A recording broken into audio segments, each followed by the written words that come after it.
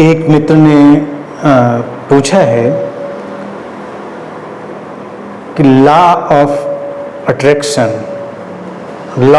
Attraction जो आकर्षण का नियम कहा जाता है, उसके बारे में आप एक स्पष्टता दें। कहते हैं कि हम जैसे विचार करते हैं वैसी ही स्थितियों को, चीज़ों को, लोगों को अपनी ओर आकर्षित कर लेते हैं। भगवान बुद्ध भी कहते थे कि हम वही हैं जो हमारे विचार हैं। इस पर आप एक स्पष्टता देने की कृपा करें।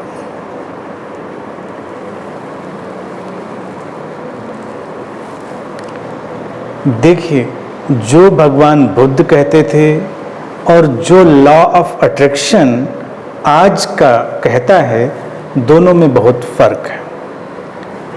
भगवान बुद्ध कहते थे कि हम वही हैं जो हमारे विचारों ने हमको बनाया है। We are what our thoughts, हमारे जो विचार हैं वही हम बन रहे हैं। यानी विचारों की एक प्रक्रिया चल रही है और वही हमको बना रही है। लेकिन न्यू एज में जो लॉ ऑफ अट्रैक्शन चल रहा है वो कहता है कि आप एक निश्चित किस्म के विचार करते हैं तो वैसी चीज़ें आकर्षित कर लेते हैं, क्योंकि विचारों की एक ऊर्जा पैदा होती है, वैसी स्थितियां आकर्षित कर लेते हैं, वैसे लोग आकर्षित कर लेते हैं, तमाम ऐसी चीज़। इस फिनोमेना पर एक बहुत बेस्ट सेलर किताब भी आई और उस किताब को पढ़कर भी लोग बहुत पीड़ित हुए, परेशान हुए। उस किताब से बना तो कुछ नहीं, आकर्षण के नियम का आकर्षण ही बस केवल पैदा हुआ। बात को गंभीरता से समझेंगे। तमाम लोग वर्कशॉप भी इस पर चलाते हैं कि कैसे आकर्षण के नियम को पैदा करें अपने जीवन में, कैसे एक्टिवेट करें और अपने जीवन को चमत्कारों से भर लें। तो बहुत जगहों पर ये वर्कशॉप्स और इस तरह की जितनी बातें हैं वो केवल लोगों को मिसगाइड करने का काम है, ठगी का काम है और किसी भी सार्थक दिशा में ले जाने वाला काम नहीं। क्योंकि ऐसा नहीं है कि आप कुछ भी विचार अपने अंदर डालने लगेंगे तो आप उसको अपने जीवन में आकर्षित कर लेंगे। जैसे जो प्रसिद्ध पुस्तक थी उस पर मूवी बनी थी, वो भी दिखाती थी कि आप BMW कार या ऑडी कार को आप विजुलाइज करना शुरू करते हैं, उसका विचार करना शुरू करते हैं, उसकी तस्वीर लगा लेते हैं सामने और रोज उसके विचार को अपने अंदर क्रिएट करते हैं, तो एक दिन वो आकर्षित होकर BMW या ऑडी या वटेवर जो भी कार हो सकती है वो आप तक चली आएगी। या फिर आप किसी व्यक्ति का ही लगा लें फोटो, किसी हीरो हीरोइन का लगा लें, किसी सेलिब्रिटी का या जिसको भी आप पसंद करते हैं उसका लगा लें। तो इसी प्रक्रिया को अगर आप देखें, भारत में और पूरे दुनिया के देशों में अतीत में भी एक किस्म के अंधविश्वास की तरह लिया जाता रहा कि जैसे किसी व्यक्ति को आप बहुत कर्स करें, उसको बहुत आप शाप दें तो उसका बुरा हो जाएगा, और किसी व्यक्ति को आप बहुत अच्छा उसके बारे में सोचें तो उसका सब अच्छा हो जाएगा। तो क्या ये बातें तर्क सम्मत जान पड़ती हैं? तुम बड़े बड़े लोगों को अगर देखो, अभी जैसे हम सोशल लाइफ में नहीं है तो हमको ये गणित नहीं पता चलेगी, लेकिन अगर हम सोशल लाइफ में हैं, एक्टिव सोशल लाइफ में हैं, तो कितने लोग आपके बारे में कितना बुरा सोचते हैं, लेकिन क्या बुरा हो जाता है? कितने लोग कितना अच्छा आपके बारे में सोचते हैं तो क्या अच्छा हो जाता है? अच्छा और बुरा ये एक बड़ी सापेक्ष रिलेटिव स्थिति है जिसमें विचार ही नहीं, विचार के साथ हमारी क्रियाएं, हमारे भीतर की संतुलन की स्थिति, हमारी ऊर्जा, हमारी सजगता, ये सब शामिल होती हैं। एक विचार मात्र से कोई लॉ अट्रैक्शन का नहीं सक्रिय हो जाता। इस बात से हमेशा सावधान रहना है। ये बस अच्छा लगता है और लोगों को सुकून देता है कि अच्छा ठीक है, फिर तो ये सबसे आसान है, हम कल से बस विचार करना शुरू करते हैं।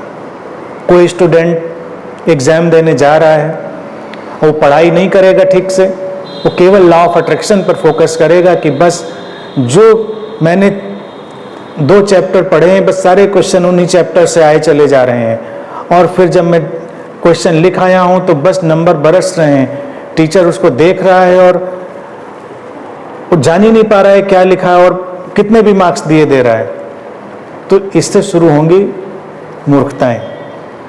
तमाम लोग ऐसी चीजों में उलझ गए। उस किताब को पढ़कर तो कितने लोग परेशान हुए, तमाम लोग तो मेरे पास आते रहे और तमाम लोग का पता नहीं कहां कहां जाते रहे, उनको थेरेपी की जरूरत पड़ने लगी। ऐसे नहीं होती हैं चीजें। लाइफ एक टोटलिटी में है। हाँ, विचार का प्रभाव है, तो विचार का प्रभाव क्या है? विचार का प्रभाव हमारे व्यक्तिगत जीवन को बदलेगा, हमारे जीवन में एक समझ लाएगा, हमारे जीवन में एक संतुलन लाएगा, हमारे जीवन में एक स्थिरता लाएगा। और जब जीवन में समझ होगी, संतुलन होगा, स्थिरता होगी, तो उसके माध्यम से जो हम करेंगे उससे हमारे करने की गुणवत्ता बदलेगी, उसकी क्वालिटी बदलेगी, और उस गुणवत्ता से फिर हम जीवन में तमाम चीजें अच्छी भी कर पाएंगे, वो पैदा होंगी। इंसान की एक प्रवृत्ति है कि वो सस्ती चीजों में रुचि रखना चाहता है, और कितना भी उसको आप मना ले वो अंधविश्वासों में भी रुचि रखना चाहता है। तो कुछ ओल्ड एज सुपरस्टिशन थे, कुछ न्यू एज सुपरस्टिशन है। न्यू एज सुपरस्टिशंस कई बार अच्छी भाषा में आते हैं, बड़ी अच्छी पैकिंग में आते हैं, बड़ी अच्छी टर्मिनोलॉजी में आते हैं, तो लगता है ये तो कोई बड़ी कमाल की चीज होनी चाहिए। पुरानी भाषा थी, वो पुरानी पड़ गई। अब अगर विचारों की बात हम देखें तो तमाम लोगों को एक अड़चन और होती है कि हम सकारात्मक विचार भी रखते हैं, लेकिन जीवन में हमारे सकारात्मक स्थितियां तो नहीं बन जाती, या वैसे परिणाम, वैसे आउटकम नहीं आते। तो क्या चीज है, कहां पर चीज उलझी हुई है? उलझी चीज वहीं पर है कि सकारात्मक विचार जरूरी नहीं है, सकारात्मक एक्शन जरूरी है, सकारात्मक क्रियाएं जरूरी हैं, पॉजिटिव एक्शन नीडेड है। अगर हम सकारात्मक या अच्छे विचारों की बात करें तो बहुतायत में लोग 99% कह सकते हैं सकारात्मक विचार ही रखते हैं, अच्छे विचार ही रखते हैं।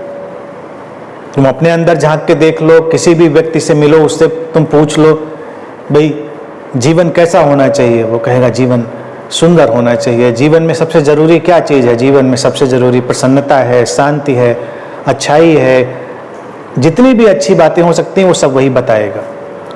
तो सोच के सकारात्मक होने की तो किसी के पास भी कमी नहीं है। यानी कि वो जो विचार के तल पर अच्छा होने की बात है वो तो सभी के भीतर है।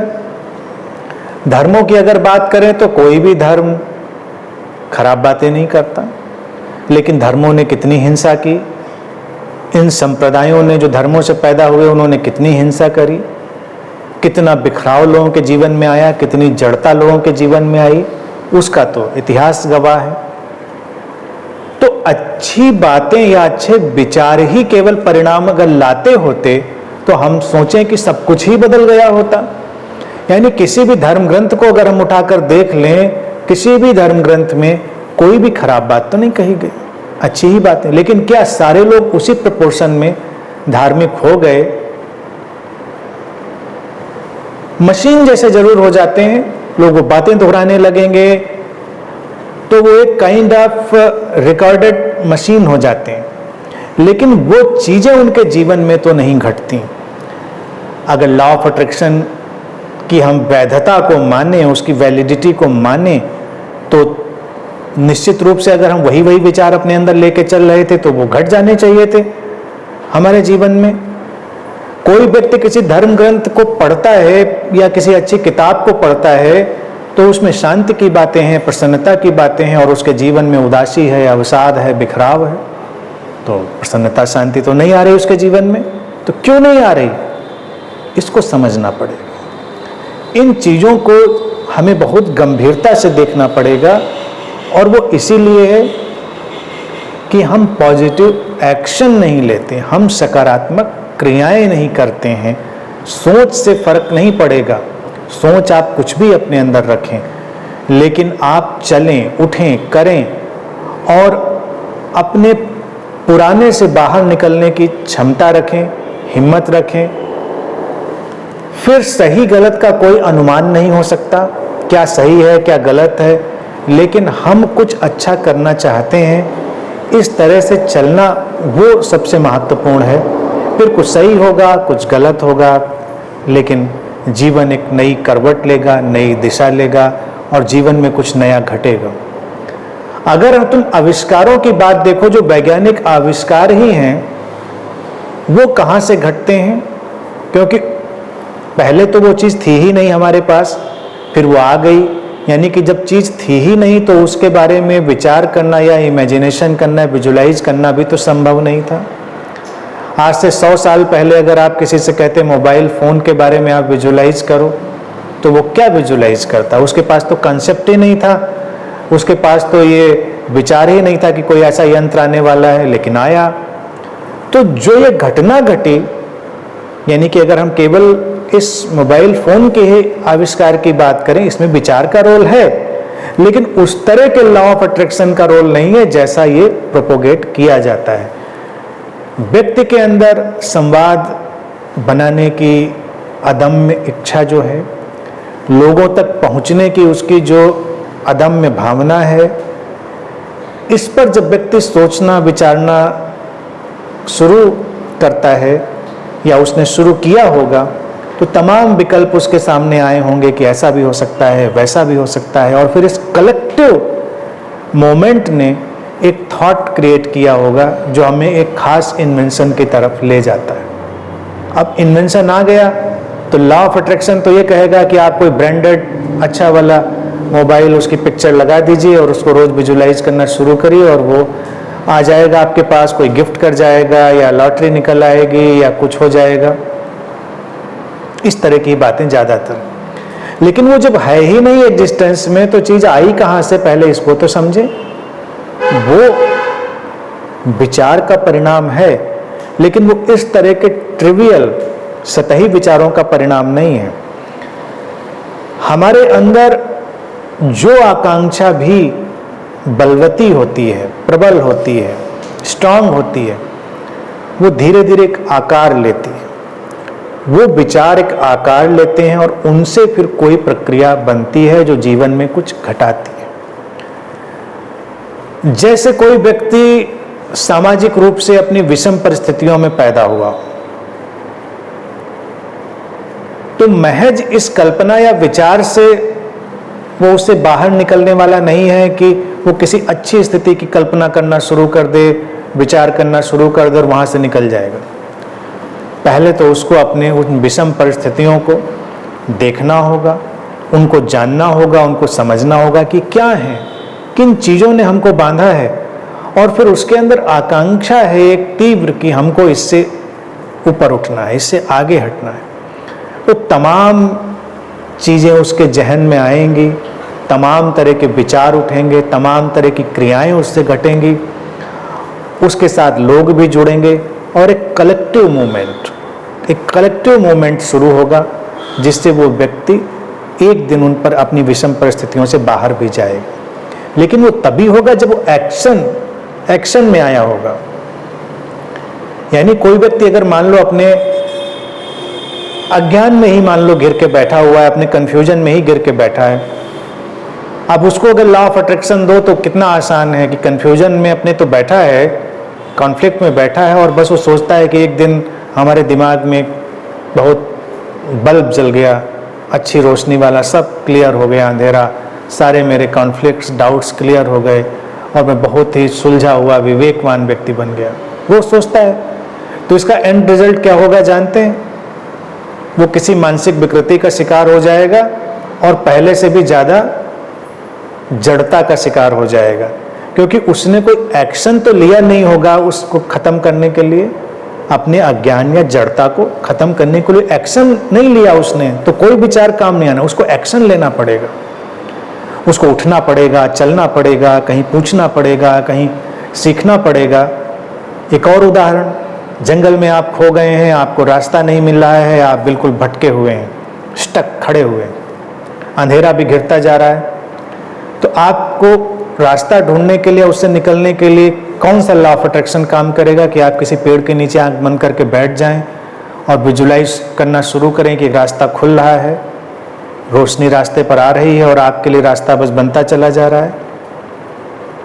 तो आप ये सोचते हुए दिनों महीनों जंगल में बैठे रह सकते हैं, रास्ता आपको मिलने वाला नहीं। लेकिन बेचैनी में ही सही, उलझन में ही सही, परेशानी में ही सही आप इधर उधर टटोलते हैं, इधर उधर झांकते हैं, चलने की कोशिश करते हैं, कुछ परिश्रम करते हैं, तो कोई ना कोई जरिया, कोई ना कोई रास्ता आपको नजर आता है। विचार यहां भी है, यहां पर विचार है चलने की अदम्य आकांक्षा के रूप में, यानी कि रास्ता ढूंढ लेने की उस आकांक्षा के रूप में जो हार नहीं मानती, जो दबाई नहीं जाती, वो है positive action, not positive thought. Positive thoughts ने जीवन में कभी किसी को कुछ नहीं दिया। सारे लोग बहुत पॉजिटिव थिंकिंग सिखाते हैं और उससे ज़्यादा एब्सर्ड कोई चीज़ नहीं होती। तमाम पॉजिटिव थिंकर्स को मैं जानता रहा हूँ और उनके जीवन में भी डिप्रेशन और तमाम तरह की परेशानियाँ बनी रही हैं। अब डिप्रेशन आया तो उसको पॉजिटिव थिंकिंग से कवर करने की कोशिश करेंगे, दीवालों में क्रैक पड़ गए तो फिर उसमें पुट्टी उट्टी लगा के फिर रोगन लगाने की कोशिश करेंगे, फिर क्रैक आएगा, यानी कि फंडामेंटल तो चीज़ सुधर ही नहीं रही है। तो उस पॉजिटिव थिंकिंग का क्या काम?